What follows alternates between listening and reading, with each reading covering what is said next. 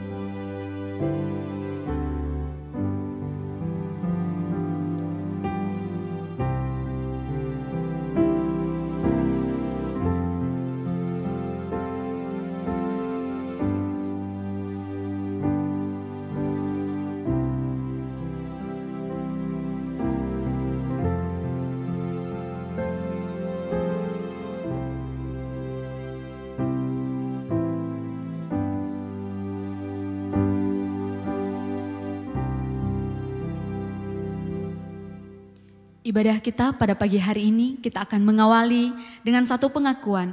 Pertolongan kita datangnya dari Tuhan yang menciptakan langit dan bumi serta segala isinya dan tidak pernah meninggalkan hasil perbuatan tangannya. Turunlah atas kita kasih karunia dari Allah Bapa, Putra, dan Roh Kudus. Amin. Mari kita membawa pujian penghormatan kita kepada Allah Tritunggal. Hormat bagi Allah Bapa.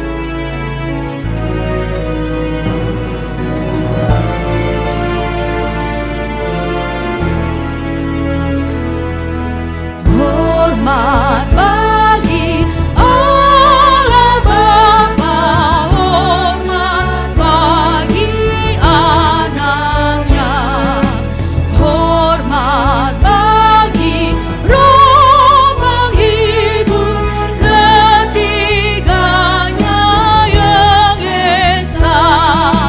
Haleluya, haleluya.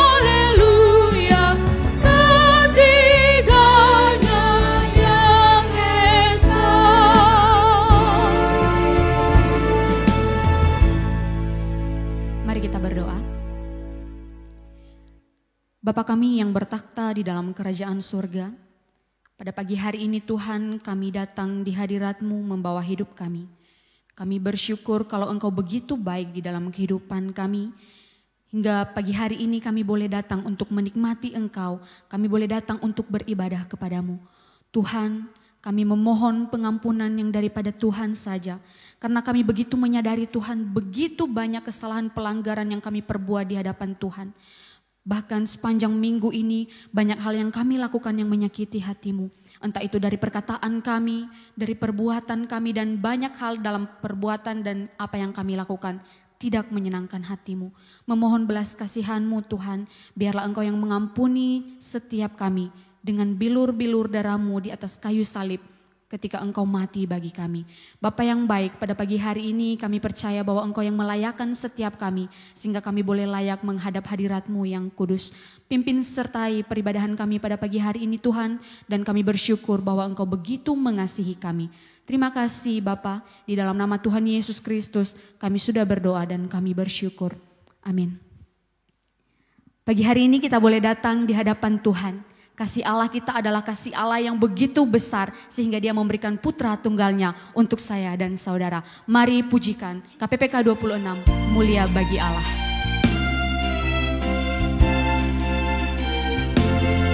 Mulia bagi Allah, kasih-Nya besar.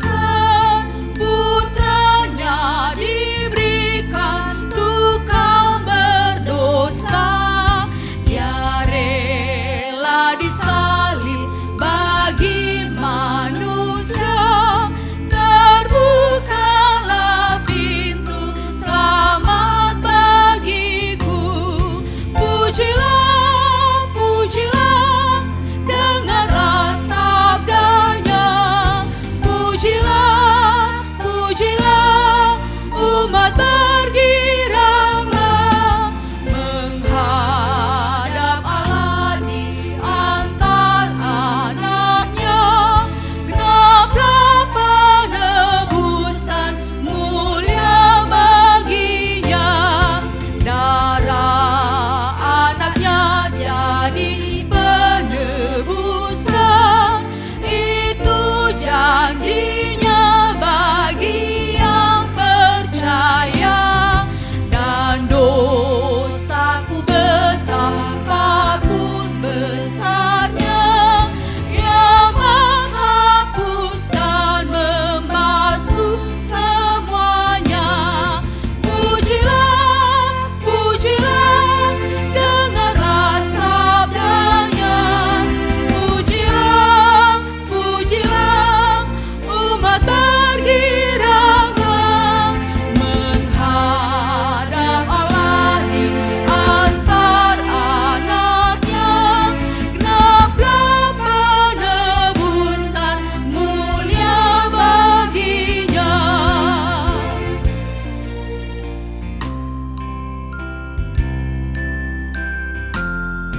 Yang mengajarkanku kebenarannya, sungguh senangku di dalam putranya.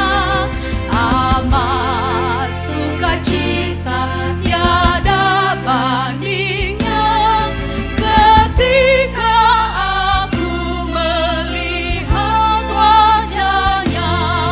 Pujilah, pujilah, dengarlah sabdanya. Pujilah, pujilah, umat bergiranglah menghadap Allah di antara anaknya. Genaplah penebusan mulia baginya. Pujilah, pujilah, dengarlah sabdanya. Pujilah, pujilah, umat bergiranglah menghadap Allah di antara anaknya. Genaplah penebusan mulia baginya. Genaplah penebusan mulia baginya.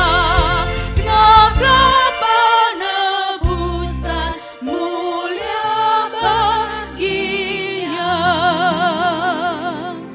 Puji Tuhan. Genaplah penebusan mulia baginya.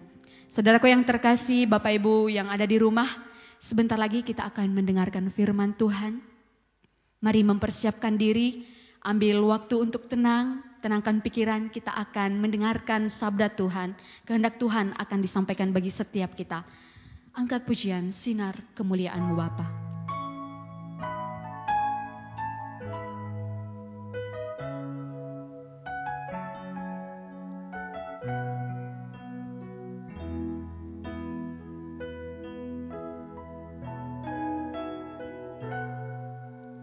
Sinar kemuliaan-Mu Bapa memenuhi sekelilingku. Ku rasakan hadirat-Mu, Kau tenggelamkan jiwaku. Ku ingin tetap tinggal bersama-Mu. Sinar kemuliaan-Mu Bapa memenuhi sekelilingku. Ku rasakan hadirat-Mu, Kau tenggelamkan jiwaku.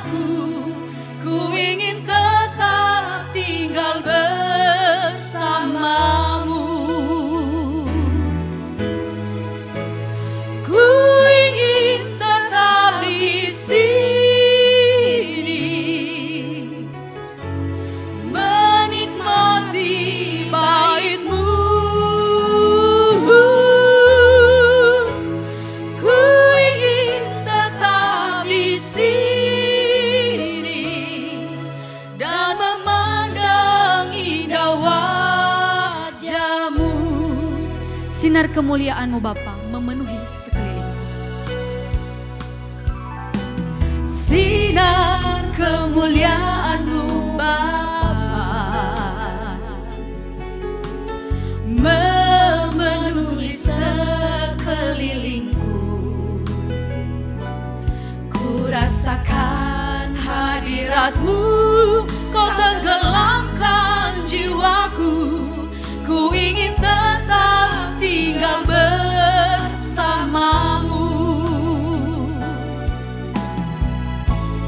Ku ingin tetap di sini, menikmati bait-Mu. Ku ingin tetap di sini dan memandang indah wajah-Mu.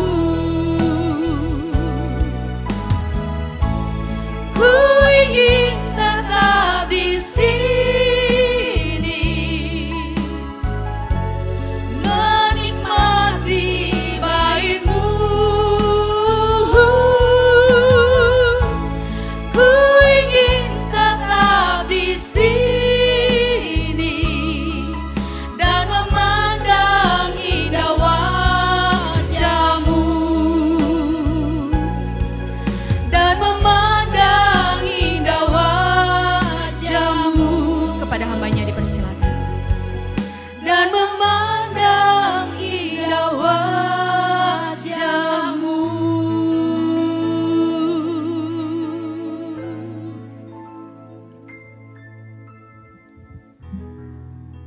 Mari kita berdoa. Sungguh kami bersyukur Tuhan, sebab hal yang paling kami butuhkan, kehadiran-Mu, perkenanan-Mu, telah Engkau jawab. Dan hari ini Tuhan, kami menyembah bukan demi mendapat, melainkan karena sudah mendapat. Karena itu kami bersuka cita, kami memuji, kami menyembah-Mu. Dan biar firman-Mu juga Tuhan menolong hidup kami untuk hidup di dalam anugerah yang terbesar yang sudah kami terima. Kami siap menyambut firman-Mu. Teguhkan kami, pimpin kami. Di dalam nama Tuhan Yesus Kristus, kami mengucap syukur dan berdoa. Amin. Shalom Bapak Ibu dan Saudara yang dikasihi oleh Tuhan. Puji Tuhan, hari ini adalah Advent keempat dan kita sudah di penghujung tahun. Sebentar lagi kita juga akan merayakan Natal secara khusus. Dan hari ini kita akan merenungkan firman Tuhan, berita Advent, berita penantian yang Tuhan sudah berikan kepada kita. Dan hari ini adalah tentang the greatest story ever told. Nah, tapi ini bukan kisah dongeng. Karena biasanya kalau saudara nonton Disney akan selalu ada embel-embel begini ya. The greatest story ever told, kisah kasih yang terbesar. Ini adalah kisah yang sudah diberikan di antara kita. Dan mari kita membaca firman Tuhan hari ini tentang kisah kasih terbesar ini. 1 Yohanes 4 ayat 9 hingga 11. 1 Yohanes 4 ayat 9 hingga 11. Saya membacakan bagi kita. Dalam hal inilah kasih Allah dinyatakan di tengah-tengah kita, yaitu bahwa Allah telah mengutus anaknya yang tunggal ke dalam dunia, supaya kita hidup olehnya. Inilah kasih itu. Bukan kita yang telah mengasihi Allah, tetapi Allah yang telah mengasihi kita dan yang telah mengutus anaknya sebagai pendamaian bagi dosa-dosa kita. Saudara-saudaraku yang kekasih, jikalau Allah sedemikian mengasihi kita, maka haruslah kita juga saling mengasihi. Saudara, kita semua suka dengan kisah-kisah, cerita-cerita tentang kasih. Ada satu kisah yang saya mau bagikan kepada saudara. Ini kisah yang sederhana tapi unik. Jadi ada seorang wanita dari Prancis, suatu kali sedang, sebelum COVID ini tentu sudah lama sekali, kalau tidak salah tahun 2014, dia melancong. Jadi dia berwisata ke New York di Amerika. Dan ketika suatu kali perempuan ini keluar dari restoran pizza setelah makan bersama keluarganya, dia menjumpai ada seorang laki-laki itu sedang mengais-ngais tong sampah. Nah, kalau di Amerika itu banyak homeless ya, orang-orang yang tidak punya rumah, tidak punya tempat tinggal, yang makan ya juga mengais makanan dan uang-uang receh ya dari tempat-tempat seperti itu. Maka perempuan ini bernama Karin ini tersentuh, tergugah hatinya melihat seorang pria yang ia sangka homeless, tidak punya rumah ini. Maka dia membagikan, dia panggil pria ini, dia tidak bisa berbahasa Inggris dengan baik, dia seorang Perancis, dan dia bagikan pizza. Ini sebenarnya bukan pizza yang baru, yang baru, tapi ini memang dia makan di restoran dan ada lebih, maka dia bungkus, dia take away. Dan dia berusaha ngasih tahu sama bapak ini, Pak, ini pizza ini maaf, memang sudah tidak hangat lagi, nggak betul-betul fresh from the oven. Karena ini kelebihan. Tapi dia nggak bisa berbahasa Inggris. Sehingga dengan terbata-bata, dia akhirnya cuma bisa berkata dalam bahasa Inggris, sorry, ini sudah nggak. Ini sudah dingin, pizzanya sudah dingin. Nah, jadi cuma minta maaf. Tapi si bapak ini menerima pizza itu, dan dia cuma berkata, oh, thanks very much, God bless you. Maka perempuan ini pun pulang kembali ke hotelnya bersama dengan suami dan anaknya. Tidak punya pikiran apapun. Tapi saudara, suatu kali, 2 hari kemudian, perempuan ini dicegat oleh seorang pegawai hotel tempat dia menginap. Kenapa? Karena pegawai itu ingin menunjukkan, Mrs. Karen. Nah, jadi ditunjukkan, masuk koran, masuk surat kabar, dan di halaman surat kabar itu ada foto Ibu Karen ini. Kenapa? Ternyata saudara, orang yang Ibu Karen ini bagikan pizza leftover atau sisa atau lebih yang dia makan itu sebenarnya bukan seorang homeless, melainkan seorang aktor Hollywood. Nah, yang saudara yang hidupnya usia udah cukup panjang masih tahu dong ya, Richard Gere ya. Richard Gere ini adalah seorang aktor Hollywood yang sudah legendaris, sudah ternama ya. Ternyata waktu itu ia sedang syuting film. Jadi itu bukan seorang homeless yang beneran, tapi seorang aktor yang sedang syuting. Dan Ibu Karen ini masuk dalam adegan syuting itu tanpa dia sadari. Dan dia hanya merespon natural dengan hati yang tergugah, dia memberikan pizza itu. Nah saudara, ini tentu jadi kesan yang luar biasa buat tim kru syuting film ini. Nah ini film sudah tayang ya, ini film juga sudah cukup lama, Time Out of Mind. Nah, kalau ada yang tertarik untuk nonton ya. Saudara, kisah-kisah seperti ini sebenarnya adalah kisah yang sangat sederhana. Tapi kenapa bisa masuk koran? Dan kenapa bisa menggugah dan membuat kita tertarik mendengar kisah-kisah sederhana seperti ini? Nah, kisah seperti ini memberitahu kepada kita 2 hal, saudara. Yang pertama, bahwa kita semua sebenarnya amat menyukai yang namanya kisah tentang kasih. Kita semua butuh kasih, kita rindu seandainya semua orang bisa seperti Ibu Karen ini. Punya kasih, gampang membagikan kasih, oh alangkah indahnya hidup ini. Tapi ceritanya juga menarik di sisi yang lain karena kita menemukan kisah kasih seperti ini, itu langka.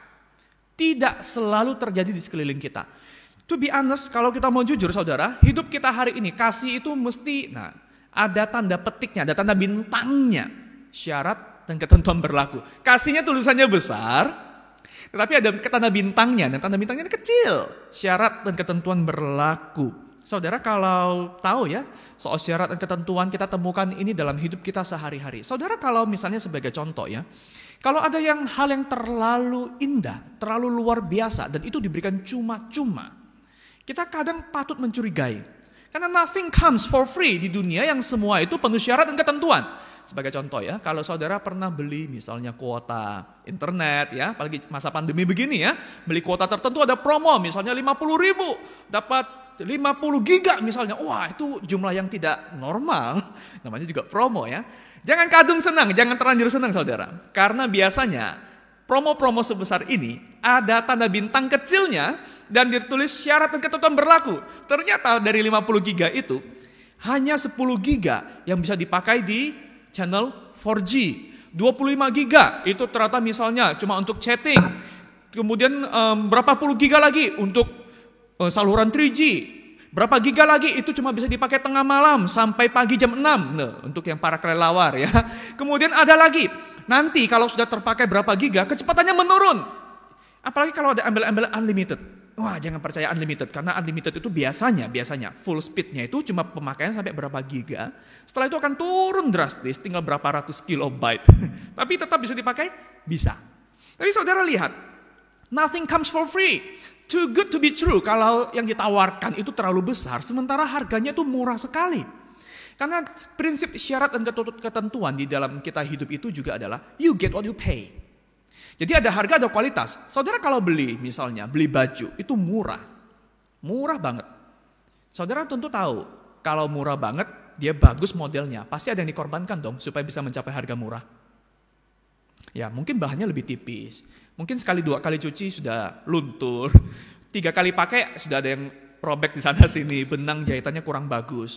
Dan atau kalau misalnya saudara membeli HP, hari ini sudah banyak HP yang murah kan. Kalau saudara temukan ada HP murah tapi tampilannya kayak HP mahal, wah keren banget, layarnya full ya, nggak ada bezelnya, nggak ada pinggirannya.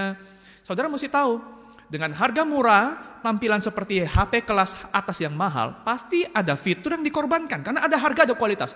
Mungkin kameranya buruk, mungkin casingnya bodinya itu terbuat dari plastik, atau mungkin baterainya nggak awet. Nah, ada yang dikuat yang jadi nilai jualnya, tapi dengan harga semurah itu pasti ada yang diturunkan.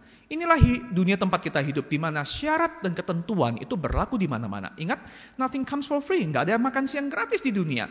You get what you pay. Dan syarat dan ketentuan ini saudara juga terbawa dalam kita berelasi. Ini yang menjadi ironi, karena kita paling suka kisah tentang kasih, tapi dalam kita berelasi, kasih itu pun penuh syarat dan ketentuan. Saudara coba lihat, waktu kita berkata, apalagi muda-mudi berkata kepada pasangannya, I love you. Apa yang membuat kita pertama kali berkata, I love you, aku mengasihi kepada orang yang kita suka, pasangan kita. Mesti ada embel-embel yang sifatnya sebenarnya untuk diri sendiri. I love you, aku sayang kamu karena kamu baik, kamu menawan. Kamu humoris, orangnya lucu, dekat-dekat kamu hatiku senang, terhibur, aku udah cukup stres. Kamu mapan, kamu perhatian, kamu pengertian, kamu murah hati, kamu setia, kamu ini gak disebutkan, tapi dalam hati aja, kamu bermanfaat untung. Intinya kamu tuh bermanfaat. Sehingga ungkapan I love you sebenarnya diungkapkan karena kamu memberikan sesuatu untuk aku. I love you because karena kamu memberikan sesuatu yang aku mau pada dirimu. Sehingga kita tidak sembarangan berkata I love you kepada semua orang. Kita milih-milih kan. Kita ada syarat dan ketentuan kan. Bahkan sebagai contoh saudara, relasi ini sebenarnya bukan relasi kasih. Apapun kemasannya, sehalus dan semanis apapun, ini tetap adalah yang namanya relasi transaksi. Relasi transaksional, penuh syarat dan ketentuan. Saudara coba, relasi seperti ini itu mensyaratkan dengan aku melakukan sesuatu, aku mesti dapat sesuatu dong. Aku ingin mendapatkan sesuatu, maka aku juga rela melakukan sesuatu. Saudara sebagai contoh, kalau kita misalnya menemukan peminta-minta tunawisma di jalan, saudara bahkan menemukan peminta-minta pun, saudara tidak memberi untuk semua peminta-minta, bukan? Untuk kita bisa memberi pun, kita mengenakan syarat dan ketentuan. Syarat ketentuannya bagaimana? Kita harus bisa merasa iba. Dan iba itu seringkali muncul kalau kita menemukan yang meminta-minta kepada kita itu memang layak diberi. Misalnya, kalau dia itu anak kecil, kurus kering, kelelahan, gendong adiknya. Nah saudara kalau menemukan peminta-minta seperti ini tergugah, oh kita merasa iba bukan? Atau kita menemukan ada orang tua yang sudah kurus kering juga, letih, apalagi ada handicap, ada misalnya cacat bagian tubuh tertentu ya. Kita iba dan kita kan mungkin memberi dengan mudah. Tapi kalau yang meminta-minta itu masih seger, masih muda ya. Minta om, minta kok, minta ceh. Dan masih seger begitu dan kelihatan bahkan lebih sehat dari kita misalnya ya. Lebih berisi dari kita. Saudara gak akan mungkin rela ngasih bukan? Poinnya saudara, dalam dunia yang sudah berdosa begini, relasi yang transaksional, syarat dan ketentuan itu mewarnai cara kita berelasi. Sehingga setiap kali kita mendengar ada kisah kasih seperti yang saya contohkan di awal tadi, kita merasa terkesan, wah ini kisah luar biasa. Karena ini kisah yang tidak banyak lagi kita temukan hari-hari ini. Saudara, kita sebenarnya semua orang, di dalam hati yang paling dalam, kita merindukan ada kasih, ada relasi yang non-transaksional. Kasih yang apa adanya. Tapi ini amat sulit kita temukan. Karena itu saudara, topik hari ini, the greatest story ever told. Kisah kasih yang terbesar, ini bukan kisah kasih Romeo and Juliet. Ini bukan kisah sampai engtai, bukan kisah Disney, bukan dongeng, bukan kisah romantisme kita di dunia ini. Tapi ini kisah kasih yang hanya bisa dipenuhi oleh seorang figur yang tidak perlu melakukan apapun untuk kita. Karena dia tidak butuh apapun dari kita. Tapi dia memberikan dirinya. Yesus Kristus, the greatest story ever told. Kisah inilah saudara, yang membuat kita bisa mengerti, bisa memberikan kasih terbesar yang bukan transaksional. Saudara, tanpa ini, jika kita tidak menerima Injil, berita kasih yang terbesar ini dalam hati kita, saudara, dalam semua relasi kita, termasuk relasi kita kepada Tuhan, akan menjadi transaksional. Yang kedua, relasi dengan sesama, apalagi akan semakin transaksional. Tapi jika kita menerima ini, hubungan kita dengan Tuhan dan sesama juga akan berubah. Berubahnya bagaimana? Nah saudara, 1 Yohanes 4 ayat 9-11 yang kita baca tadi berkata, bahwa karena kita menerima terlebih dahulu, baru kita bisa memberi, mengasihi. Perhatikan saudara, hanya orang yang punya sesuatu yang bisa memberikan apa yang dia punya. Kalau tidak punya, kita tidak mungkin bisa memberi. Kalau kita belum menerima kasih yang tanpa syarat dari Tuhan, saudara, kita mendekati Tuhan, kita mendekati sesama akan penuh syarat dan ketentuan. Perhatikan ini, hanya orang yang hatinya menerima Injil yang bisa punya kisah kasih terbesar, yang bisa melayani, mengasihi tanpa syarat. Dan saudara, yang pertama, relasi dengan Tuhan. Tanpa Injil, saudara, kita akan mendekati Tuhan supaya mendapat perkenanan. Tetapi di dalam Yesus Kristus, di dalam Injil, relasi dengan Tuhan itu bukan demi mendapat perkenanannya, melainkan karena sudah mendapatkannya. Saudara, bedanya di mana? Saudara, semua orang, mungkin kita di sini juga percaya bahwa iya betul, Yesus sudah menyelamatkan aku. Aku selamat oleh karena iman, oleh karena anugerah. Iman itu pun adalah anugerah. Tapi tidak sedikit saudara, orang-orang percaya, orang-orang Kristen yang percaya bahwa ia diselamatkan oleh anugerah Tuhan, oleh karya salib. Tetapi setelah itu, setelah aku menerima karya salib penebusan, aku mesti membalas kasih Tuhan. Supaya Tuhan senang dengan hidupku. Yang lama sudah Tuhan hapuskan, tapi yang ke depan ini loh, ini masih bergantung. Jadi kita berusaha untuk mendapat perkenanan Tuhan dengan apa saudara? Dengan upaya ibadah kita. Mungkin bukan untuk keselamatan, tapi perasaan kita, aduh kalau aku gak ibadah nanti Tuhan gimana ya. Lalu kalau kita gak saat teduh, kita gak berdoa, saudara mungkin pernah merasa ada kendala tertentu dalam pekerjaan, dalam hubungan, ada masalah dalam keluarga, ada masalah dalam studi. Lalu saudara langsung refleksi, aku dosa apa ya Tuhan? Lihat saudara, waktu kita bertanya, aku dosa apa ya Tuhan? Seolah-olah saudara, karena kita tidak melakukan ketentuan tertentulah, maka Tuhan mengizinkan kesulitan terjadi. Dan kita menghubungkan seolah-olah perkenanan Tuhan itu tergantung dari apa yang kita lakukan. Tuhan, kenapa ini seperti ini? Apa salahku? Saudara melihat, gejala-gejala kalau kita mendekati Tuhan dengan pola seperti ini, maka kita beramal, kita melayani, kita berbuat baik. Mungkin kita tidak selalu terima akibatnya di dunia, tapi kita berpikir untuk apa? Aku investasi untuk masa depan. Tuhan akan melihat kebaikanku. Aku investasi untuk surga. Saudara, relasi yang seperti ini bisa amat sama.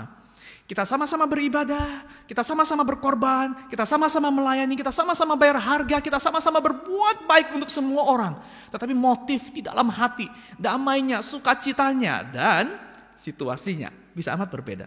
Saudara, ini adalah hubungan yang bukan membebaskan, tapi ini hubungan yang amat membebani. Mengerikan saudara, jika kita menyembah Tuhan dengan konsep, dengan hati yang seperti ini, Tuhan lihat kebaikanku. Karena begini saudara, kalau kita bisa membeli perkenanan Tuhan dengan semua kebaikan kita, dengan semua ibadah dan kesungguhan hati kita, maka Yesus tentu tidak perlu hadir, bukan? Begini saudara, ada satu hal yang kita lupakan, bahwa dosa membuat perbedaan yang amat esensial. Dosa membuat semua perbuatan kita itu menjadi kotor dan tak bernilai di hadapan Tuhan. Jika tanpa dosa, betul semua kebaikan kita itu bisa tampak indah dan menyenangkan dan harum di hadapan Tuhan. Tapi dengan dosa, kebaikan paling kecil pun itu menjadi sesuatu yang menjijikkan di hadapan Tuhan tanpa Yesus. Nah, saya sendiri memberikan ilustrasi seperti ini, saudara. Jika saudara suatu kali misalnya kita makan di restoran ya dengan protokol kesehatan ya. Kita makan, nah misalnya makanan favorit saya itu nasi goreng. Saudara bayangkan, imajinasikan ya, yang pagi-pagi belum makan maafkan ya. Saya pergi misalnya ke satu resto, lalu pesan nasi goreng. Nah saudara bayangkan, kita makan bareng nasi goreng datang, wah ada lapjongnya merah-merah, ada telur setengah matangnya, aduh kuningnya tuh meleleh, mantap sekali, wangi. Lalu setelah makan satu porsi habis, wah nikmat sekali. Ini kurang ini, maka order lagi, satu lagi. Nah maka sambil ngorder, katakanlah saudara pergi ke belakang dan saudara lewatin dapur.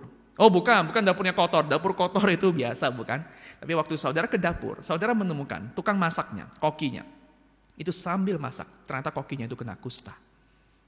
Jadi sambil dia goreng saudara, itu nanahnya, kulitnya. Yang saudara kira lapjong itu ternyata kulit merah-merah itu kulit kokinya itu.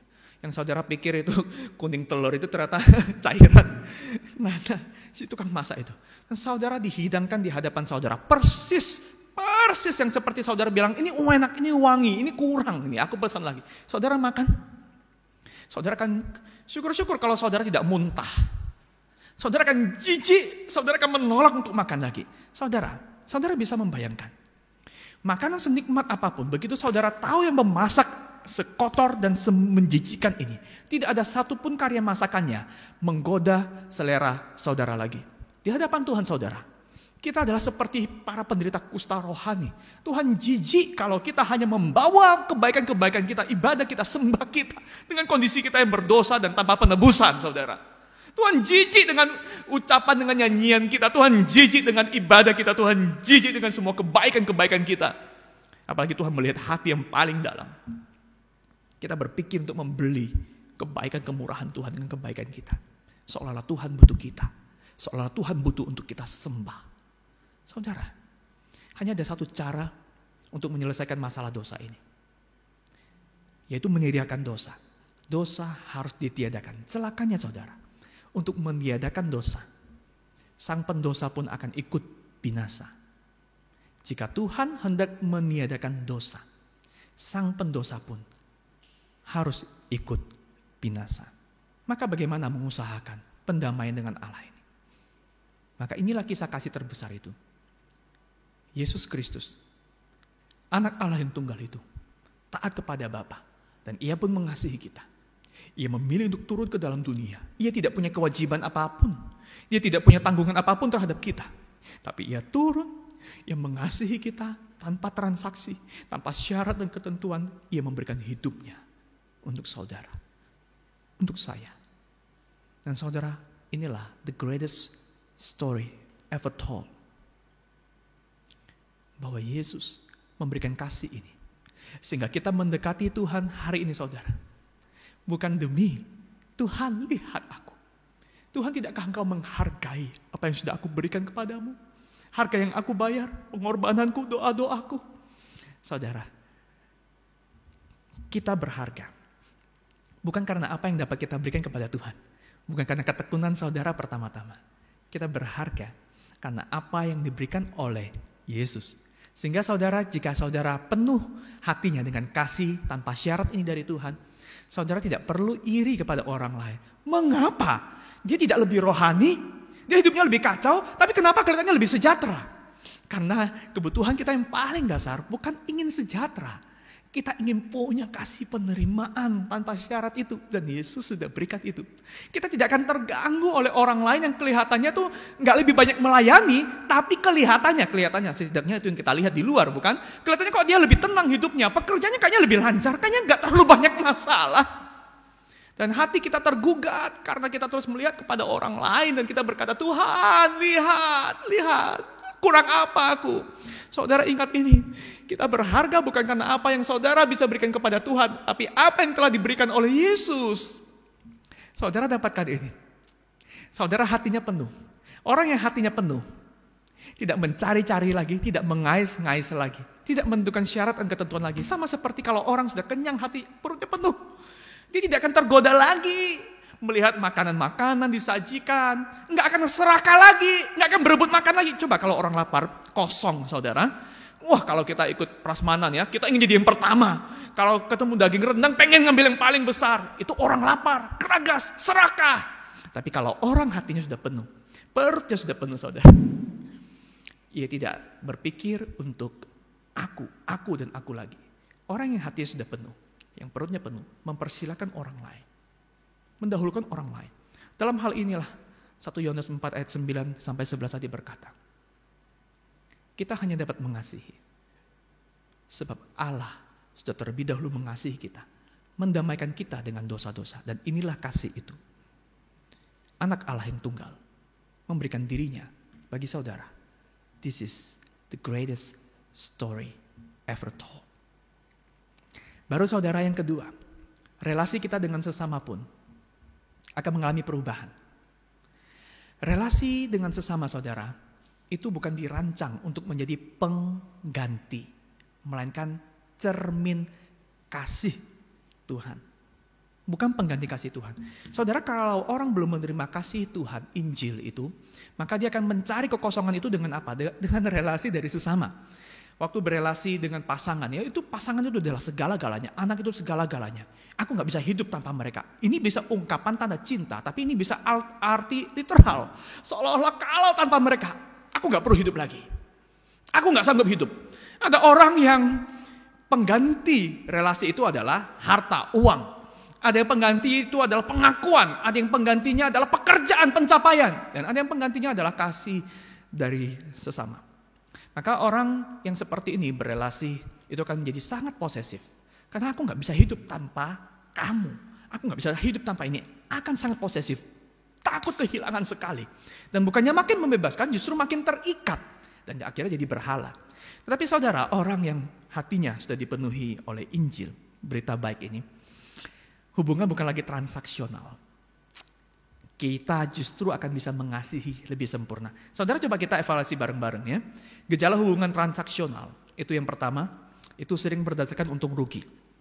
Aku udah keluar begini nih, aku udah berkorban begini nih dalam relasi kita nih. Hasilnya sepadan enggak? Nah, ini bisnis banget kan saudara, tapi bisa kebawa enggak? Walaupun kita tidak ucapkan, tapi gelagat kita. Misalnya waktu kita berteman, kita berelasi, kita keluar makan ya, aku udah bayar berapa kali, dia kok enggak pernah bayar sih? Lalu walaupun tentu ada cenglinya kalau kita saling tahu diri gitu ya. Kalau keluar makan ya gantian sesuaikan dengan kemampuan. Tapi kalau saudara dalam hati mulai dongkol dan tidak menyampaikan apa adanya, males orang ini pelit, maunya dibayarin tok.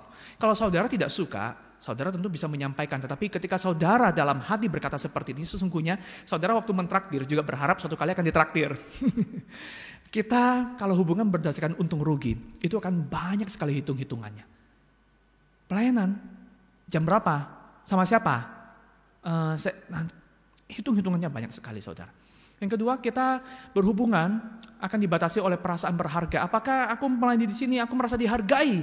Ada tidak ungkapan syukur, ungkapan terima kasih atas kehadiranku? Apakah orang-orang ini bisa membuat aku merasa baik tentang diriku? Meningkatkan rasa percaya diri. Wah, kita bertemu orang ini mungkin gak memberikan manfaat khusus, tapi orang ini bisa membawa kita punya channel kepada orang lain. Wah, ini kenal sama si A, kenal sama si B nih. Wah, tak deketin dah. Kira-kira dekat sama dia aku bisa ketemu sama siapa ya. Tapi kalau kita gak mencapai, atau kita bahkan sudah mencapai, sudah ketemu si A yang kita mau, orang ini akan kita tinggalkan. Ini saudara adalah hubungan yang transaksional, yang duniawi sekali. Dunia akan memaklumi ini. Tetapi Yesus memberikan dirinya. Bukan supaya kita punya kualitas kasih dalam level yang seperti ini. Dunia akan memakluminya. Tetapi orang yang punya Injil dalam hatinya tidak akan memaklumi hal seperti ini. Saudara, orang yang hatinya sudah penuh oleh Injil tidak akan iri. Ketika melihat orang lain lebih maju, hati kita tidak lagi dikuasai oleh kenapa dia yang begini padahal aku lebih, padahal dia lebih kurang. Tapi kenapa? Saudara, hati ini bukan lagi mencari, hati ini penuh. Sehingga kita justru senang melihat orang senang, susah melihat orang susah. Bukan susah lihat orang senang dan senang lihat orang susah. Itu berarti musuh ya saudara. Saudara yang dikasih oleh Tuhan, kasih yang sejati, the true love, itu hanya bisa ada ketika kita belajar untuk menerima kasih Tuhan dan kita mengasihi Tuhan lebih daripada siapapun yang paling terkasih di dunia ini. Siapa yang saudara paling kasih di dunia ini? Mestinya tidak jauh-jauh dari keluarga ya. Sahabat mungkin. Saudara, semakin saudara mengasihi sesuatu melebihi Tuhan, saudara akan jadi posesif. Tapi semakin saudara mengasihi Tuhan lebih dari segalanya, itu tidak membuat saudara lebih kasih saudara kepada keluarga, kepada sahabat, kepada anak, pasangan, itu lebih berkurang, tidak. Begitu kita bisa mengasihi, memberikan hati seutuhnya kepada Tuhan, kita justru akan menemukan cara kita, kualitas kasih kita kepada yang paling kita kasih di dunia ini akan lebih baik dari sebelumnya. When you have learned to love God more than your earthly desire, earthly dearest, you shall love your earthly dearest more than you do now. Nah, ini kalimat dari seorang teolog, novelis, penulis C.S. Lewis. So sweet dan so true.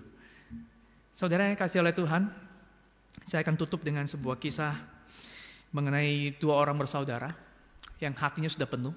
Dan ini adalah contoh yang cukup konkret mengenai bagaimana seorang yang hatinya sudah penuh oleh Injil kasih oleh Tuhan itu berelasi tanpa transaksional lagi. Dua orang saudara mendapatkan warisan dari ayahnya. Ayahnya membagi warisan tanah itu, ladangnya yang besar itu 50-50. Nah, supaya adil kan, seimbang 50-50. Si bungsu dapat 50, si sulung dapat 50%. Tapi ternyata dua-duanya tidak puas. Tapi berbeda dengan kisah sinetron atau kisah-kisah dunia lainnya, dua orang saudara ini tidak puas karena alasan yang berbeda. Si kakak itu tidak menikah, dia single. Si adik, dia menikah, dia punya 5 orang anak, 1 istri. Nah, si kakak itu berkata, papa ini, sebenarnya kurang fair papa kalau baginya kayak begini. Mengapa? Karena aku ini kan single. Kebutuhan hidupku gak sebanyak adikku. Adikku ini punya 5 orang anak loh. Coba sekarang kalau daftar sekolah, 1 anak sudah berapa juta. Wah, itu hidupnya lebih besar itu, belum lagi istrinya. Mereka punya komunitas, maksudnya kebutuhan hidup mereka lebih besar. Mereka perlu dikasih lebih banyak lah.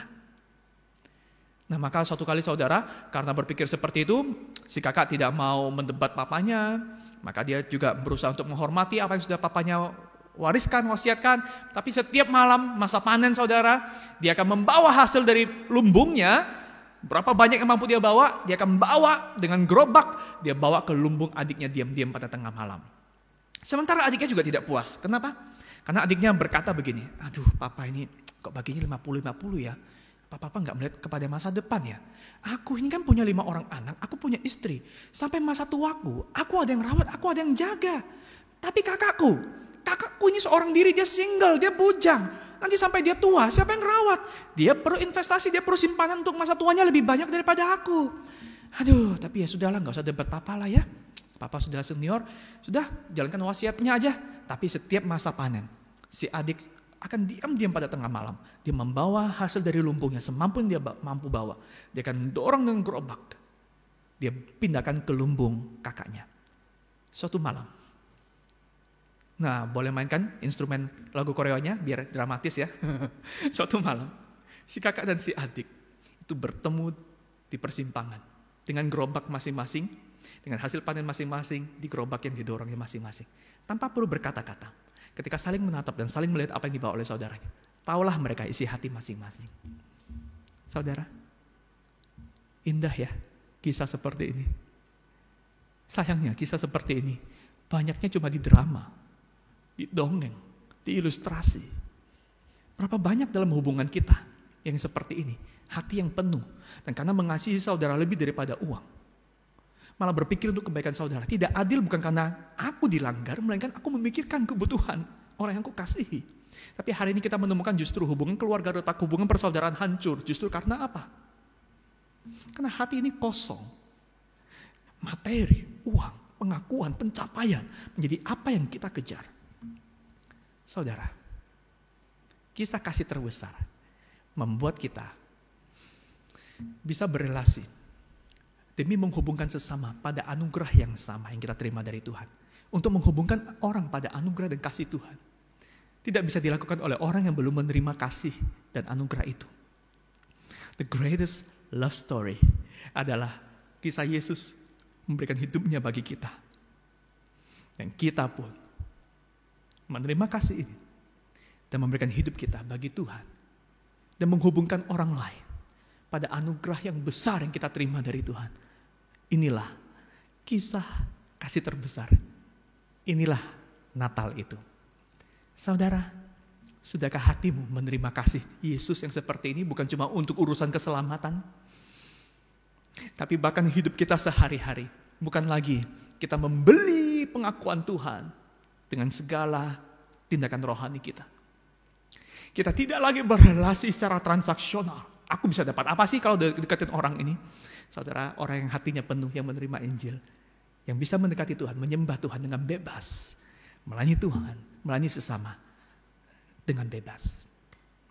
Maukah saudara punya kebebasan yang seperti ini? Yesus memberikan dirinya kepadamu. Maukah engkau menerimanya? Puji Tuhan. Mari kita berdoa.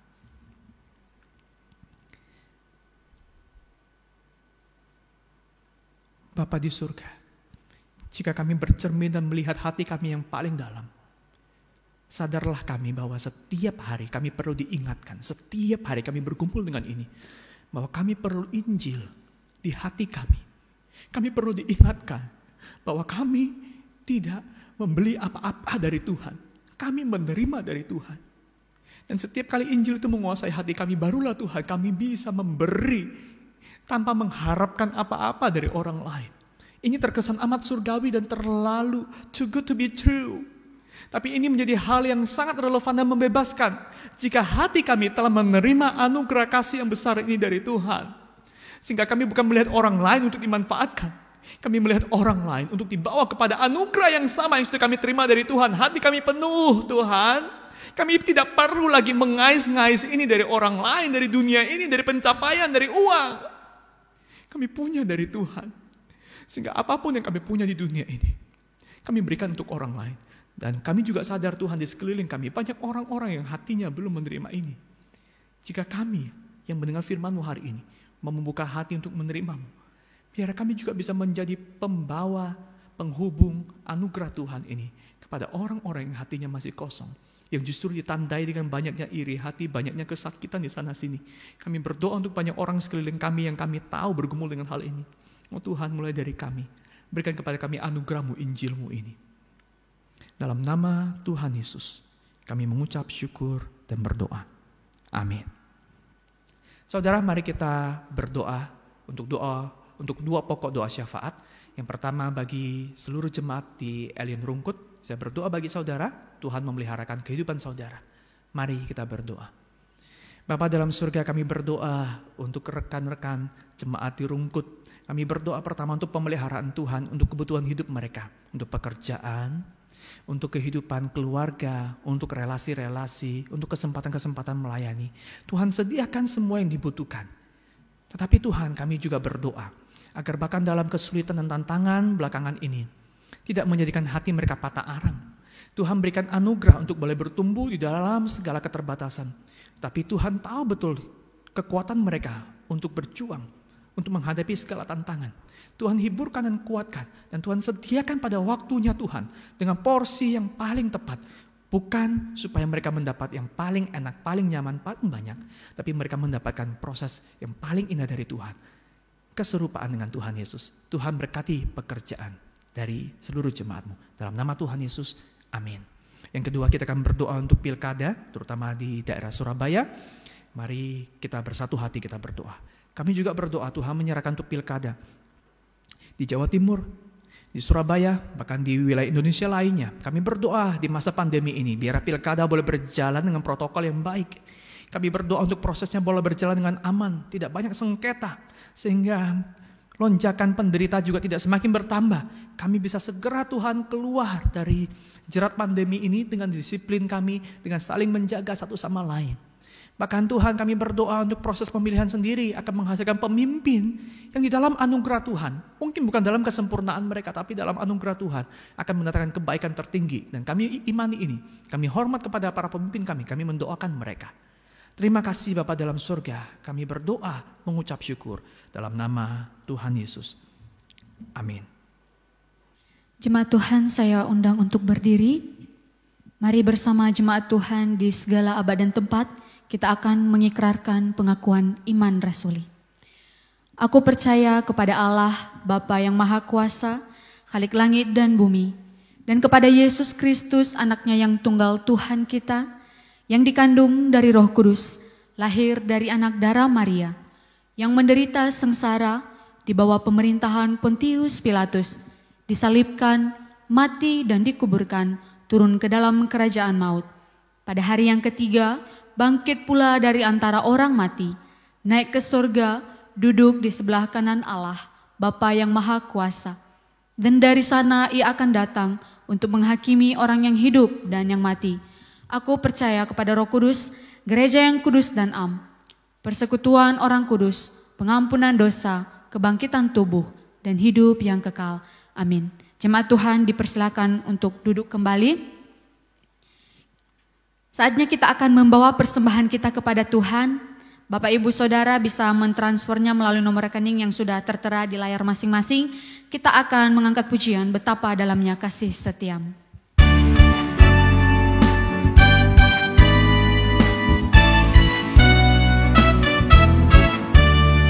Betapa dalamnya kasih setiamu, betapa besarnya kebaikanmu, hidupku dipenuhi kemuliaanmu, indahnya oh Yesus Tuhanku. Sempurnalah kehidupanku sejak kau hadir dalam hatiku, kau perhatikanku setiap waktu. Oh sungguh indahnya Yesus Tuhanku, betapa dalamnya kasih setiamu, betapa besarnya kebaikanmu, hidupku dipenuhi kemuliaanmu, indahnya oh Yesus Tuhanku.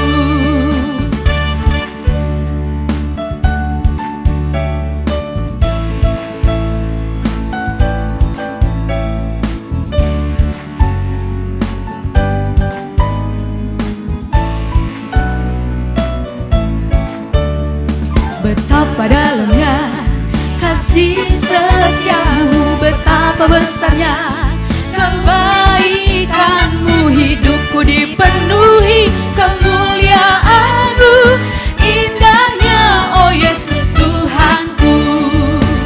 Sempurnalah kehidupanku sejak kau hadir dalam hatiku, kau perhatikanku setiap waktu. Oh sungguh indahnya Yesus Tuhanku, betapa dalamnya kasih setiamu, betapa besarnya kebaikanmu, hidupku dipenuhi kemuliaanmu, indahnya oh Yesus Tuhanku, indahnya oh Yesus Tuhanku, indahnya oh Yesus Tuhanku. Puji Tuhan. Mari kita berdoa. Kami sungguh mengucap syukur Tuhan untuk berkat pertolongan Tuhan dalam kehidupan kami. Kami bersyukur kalau pagi hari ini kami boleh datang beribadah kepadamu. Terlebih kami sudah mendengarkan firman-Mu yang boleh memberkati setiap kami. Tuhan, pada pagi hari ini juga kami boleh membawa persembahan kami di hadapan Tuhan. Biarlah setiap persembahan yang kami bawa boleh berbau harum di hadapan Tuhan dan menjadi kemuliaan bagi nama Tuhan saja. Dalam setiap pekerjaan yang kami kerjakan, biarlah Tuhan memberkati sehingga kemuliaan bagi nama-Mu dan kami boleh mengembalikan segala sesuatunya untuk hormat bagi Engkau saja. Terima kasih ya Tuhan, terima kasih. Biarlah persembahan kami boleh berguna di tempat ini untuk boleh menjadi perluasan kerajaan Tuhan di tempat ini. Terima kasih Bapa, dalam nama Tuhan Yesus Kristus kami sudah berdoa dan kami bersyukur. Amin. Marilah kita mengembalikan segala pujian dan hormat hanya kepada Allah Tritunggal. Doksologi dan doa berkat akan disampaikan oleh penginjil Sulaiman.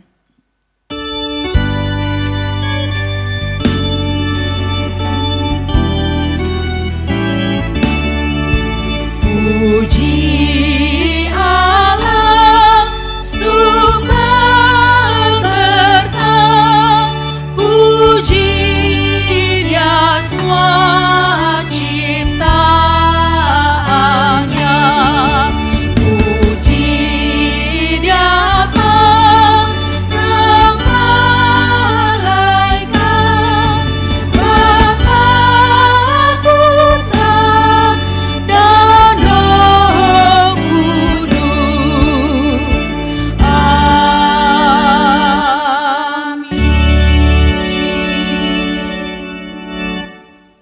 Jemaat yang kasih oleh Tuhan, arahkanlah hatimu kepada Tuhan dan terimalah berkat daripadanya. Kiranya kasih karunia daripada Allah Bapa, kekuatan dan penopangan dari Tuhan kita Yesus Kristus, anugerah dan penghiburan dari Allah Roh Kudus akan menyertai kehidupan kita sekalian, mulai saat ini sampai selama-lamanya. Amin.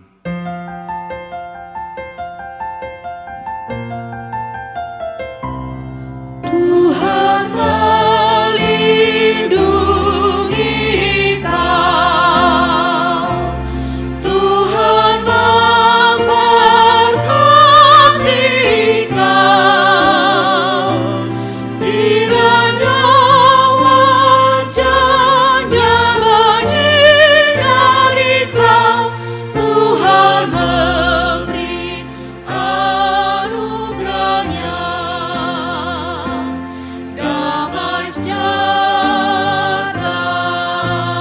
amin.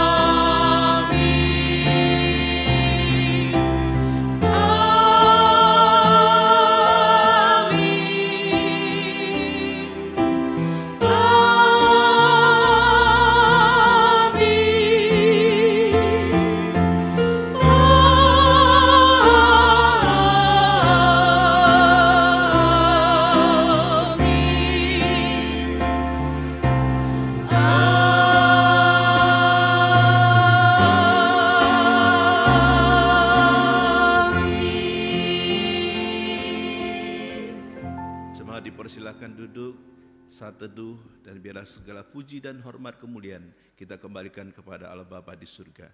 Tuhan Yesus memberkati.